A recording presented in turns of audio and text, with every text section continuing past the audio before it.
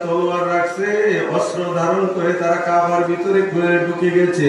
এই ঘটনা যখন সাহাবীদের মধ্যে জানাজানি হয়ে গেল, সকলে পরামর্শ দিল, হুজুর আপনার জন্য মক্কা নিরাপদ নয়।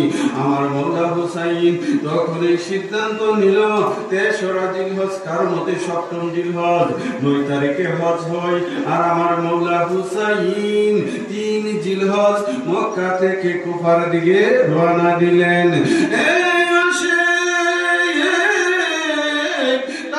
দুনিয়া থেকে মানুষ কাবাতে যায় হজ করার জন্য, আর মোল্লা হুসাইন মক্কা থেকে কুফাতে গেলেন ঈমান বাঁচানোর জন্য।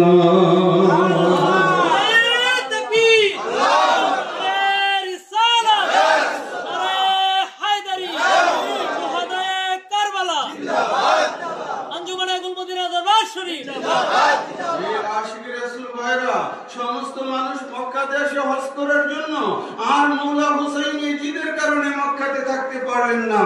তিনি সিদ্ধান্ত নিলেন তিনি কুফাতে চলে যাওয়ার জন্য। কেন?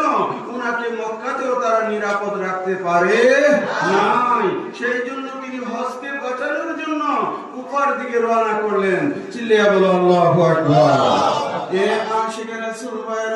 মৌলা হুসাইন 2